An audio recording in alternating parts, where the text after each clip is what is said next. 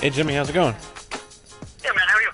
Good. Actually, I don't know if I'd ever asked you this before. Your nickname is Rabbit. I was just curious, how did you end up getting that nickname? That one, actually, my first Muay Thai coach here at Xtreme Couture when the gym first opened was doing a demonstration. I was kind of mimicking the way he was demonstrating when he was hopping up and down. It kind of stuck with me for the first few months, and then from then on out, he started calling me that, and a few of the other guys at the gym started calling me that, and yeah, like I said, it just kind of stuck. Okay, I wasn't sure if it was a Super Troopers reference or something like that. Nothing like that, but it's actually transferred over from Rabbit over to Twink, and now I like Handsome. So Okay. Rabbit's kind of fading out. Yeah, and I know we've talked a few times, and you train at a really, really good academy, Xtreme Couture, obviously top guys and coaches out there, and so that's probably not too surprising that you got a big fight coming up now. I believe it's on November 2nd. It's Resurrection Fighting Alliance 4. It's going to be on national TV, but you're fighting Sergio Pettis. He's known as Anthony Pettis' younger brother, but he's making some waves himself. So when you first found out about this fight, what was your reaction? Oh, I was super excited, man. I was actually down in San Diego to check out the Strike Force fights with a few of my buddies, Ryan Couture and Eric Nixick, and my manager called me up, asked me if, because I was originally scheduled to fight at featherweight, and then my manager called me up, we were out to breakfast, to ask me if I wanted to fight at featherweight, and I asked him against who. He said Sergio Pettis. As soon as I got the word, I didn't even ask the other guys, I just immediately said yes. And the guys were asking me what was going on, and I told them, and they had the same opinion, so as soon as I got word on that, I was really excited.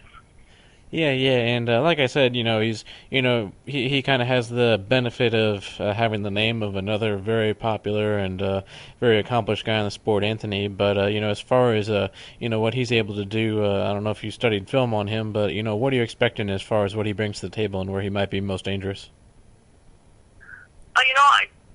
Honestly, the way I go into every fight is expecting the unexpected, as cheesy and cliche as that sounds.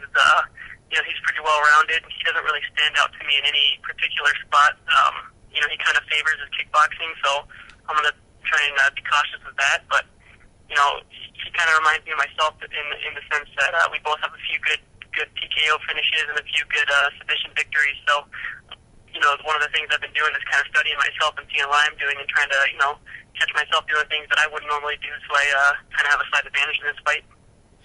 Yeah, and like I mentioned, it's going to be a pretty big show. I believe Ed Soares is now one of the promoters now. Of course, he's a really prominent manager, so there's a lot of juice behind the show. But, I mean, you fought on some pretty big shows out in Vegas before with guys from your gym on the card, like I think Alessio, some other guys, but, plenty of UFC veterans. So, but, I mean, does this feel like one of those shows, like it's not too much different, or do you feel like maybe there's some extra buzz with this fight?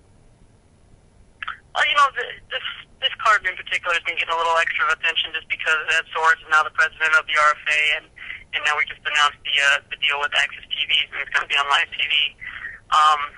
Besides that, I've kind of experienced at big shows before, fighting for FTC here in Las Vegas and fighting on the same card as guys like John Gunderson and, like you said, John Alessio. So, it was good to get that out of the way early in my career, and now that I'm at my sixth fight in my career, fighting on a big show like this is not really a shock to me. It's, I love fighting in Las Vegas in front of an excited crowd. So, I'm just excited to be there in front of a big crowd on live TV and just ready to get in there.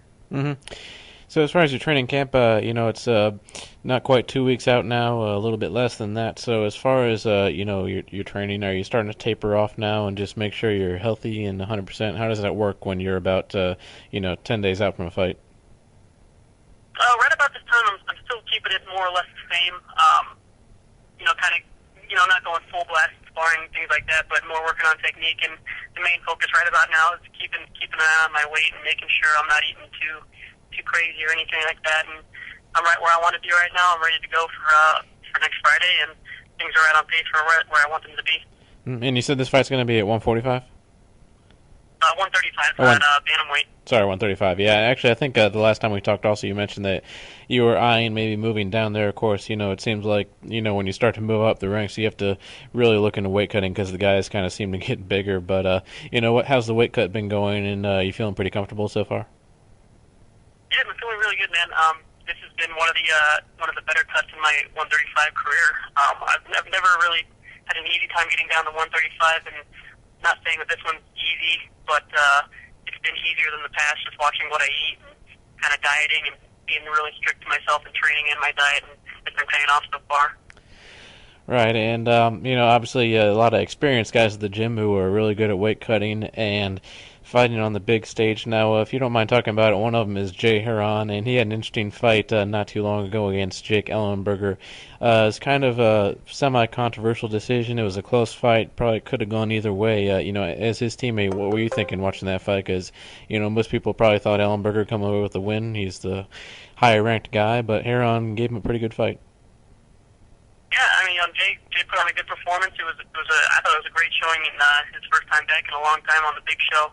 Unfortunately, he couldn't pull it out, and seeing him every day, I was just actually training with him about 5 minutes ago, and he's over the loss, and he disappointed himself. He thought he could have got off a little bit more in that fight. Kind of felt a little timid and kind of felt like he didn't want to lose instead of fighting for the win.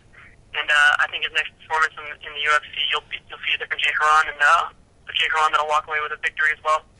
Yeah, and actually interesting that you just brought up that point because, I know most of your fights haven't gone the distance, but, sometimes when you get a shot at the big stage, even if you've been there before, there is a kind of a tendency maybe with some guys in the back of their mind, they know it's a big fight, they're desperate for the win, and they don't always leave it out there. I mean, so what kind of, lessons have you been able to take away just knowing that, even though the pressure's on, that you kind of still need to go out there with that same, mentality to just let loose? Yeah, for sure, man. I think it's especially important as well if it's your second time in the UFC like it was for Jay's.